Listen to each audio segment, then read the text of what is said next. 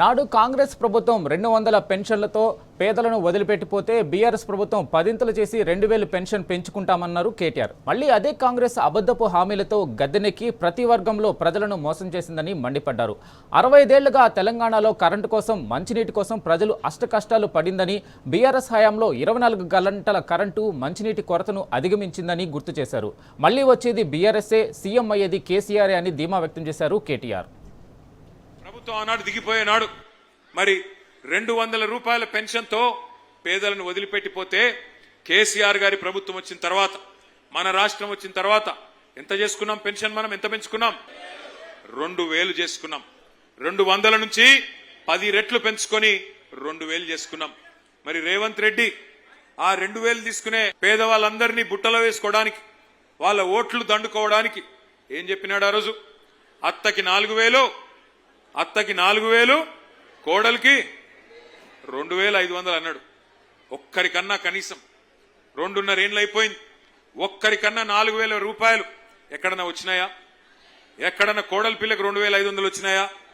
రాష్ట్రంలోని ప్రతి వర్గాన్ని అబద్ధపు మాటలు చెప్పి, అలవిగాని మాటలు చెప్పి, నోటికొచ్చిన చెత్తవాగుడు వాగి కేసీఆర్ 10,000 ఇస్తే నేను 15,000 ఇస్తా, కేసీఆర్ 2 పంటలకిస్తే నేను 3 పంటలకిస్తా, కేసీఆర్ 24 గంటల కరెంట్ ఇస్తే నేను 48 గంటల కరెంట్ ఇస్తా అని నమ్మబలికి ఓట్లేయించుకొని, ఓడ మీద ఉన్నప్పుడు ఓడమల్లన్న, ఓటుకెక్కినాక బోడమల్లన్న అన్నట్టు ఇవాళ మొత్తం రాష్ట్రంలోని ప్రతి వర్గానికి, ప్రతి మనిషికి శటగోపం పెట్టి మోసం చేసింది కాంగ్రెస్ ప్రభుత్వం.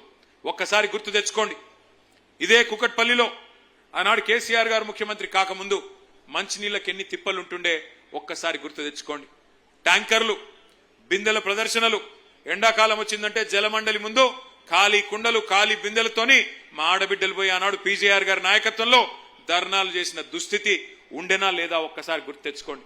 కానీ అదే కేసీఆర్ గారు వచ్చిన తర్వాత ఎంత బ్రహ్మాండంగా రూపాయికే నల్లా కనెక్షన్ ఇచ్చి 20,000 లీటర్లు ఉచితంగా ఇచ్చి శివారు ప్రాంతాలలో దాదాపు వేలాది కోట్ల రూపాయలు ఖర్చు పెట్టి మీ మంచినీళ్ల గోస తీర్చిన మాట నిజమా కాదా? ఒక్కసారి గట్టిగా చప్పట్లతో కేసీఆర్ గారికి చెప్పాలని చెప్పి నేను కోరుతా ఉన్నా. కేసీఆర్ ప్రభుత్వం రాకముందు ఏ అపార్ట్మెంట్కి పోయినా డీజిల్ గబ్బు, జనరేటర్లు, ఏ చిన్న దుకాణానికి పోయినా ఇన్వర్టర్లు, ఎండాకాలం వచ్చిందంటే పంకా కూడా తిరగలేని పరిస్థితి.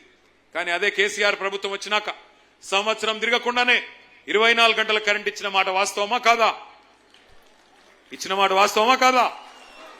నేను ఇవాళ మీ అందరికీ కూకట్పల్లిలో వాగ్దానం చేస్తా ఉన్నా, మళ్ళీ తిరిగి వచ్చేది 2028లో ముమ్మాటికి గులాబీ జెండానే వస్తుంది, కేసీఆర్ గారు ముఖ్యమంత్రి అవుతారు. నేను మీకు వాగ్దానం చేస్తా ఉన్నా, మీ ఎమ్మెల్యే గారు ముందే చెప్తా ఉన్నా, 24 గంటల కరెంట్ ఎట్లా అయితే ఇచ్చామో హైదరాబాద్ మహానగరంలో 24 గంటలు మంచినీళ్ళు ఇచ్చే బాధ్యత కూడా నాది అని చెప్పి నేను మీకు విజ్ఞప్తి చేస్తా ఉన్నా. తప్పకుండా ఇది చేసి చూపెడతా అని చెప్పి కూడా మా ఆడబిడ్డలందరికీ నేను వాగ్దానం చేస్తా ఉన్నా. 65 ఏళ్లు కాంగ్రెస్ వాళ్ళు కరెంటు కూడా ఇవ్వలేకపోయినారు. వ్యవసాయానికి కరెంట్ ఇవ్వలేదు, హైదరాబాద్ లో ఇళ్లలో కరెంట్ ఇవ్వలేదు, ఆఖరికి పరిశ్రమలకు కరెంట్ ఇవ్వకపోతే వారానికి 3 రోజులు మా కుత్బుల్లాపూర్ లో శివారు ప్రాంతాల్లో ఉండే మరి పరిశ్రమలు మూతబెట్టుకునే పరిస్థితి. అందుకే నేను మీకు చెప్తా ఉన్నా, 24 గంటల కరెంట్ ఇచ్చింది కేసీఆరే, రేపు మళ్ళీ 24 గంటల నీళ్లు హైదరాబాద్ మహానగరంలో ఇవ్వబోయేది తిరిగి మళ్ళీ కేసీఆర్ అనే మాటను మీకు విజ్ఞప్తి చేస్తా ఉన్నా. తప్పకుండా ఇచ్చి మీ మనసు గెలుచుకుంటామని చెప్పి కూడా విజ్ఞప్తి చేస్తా ఉన్నా.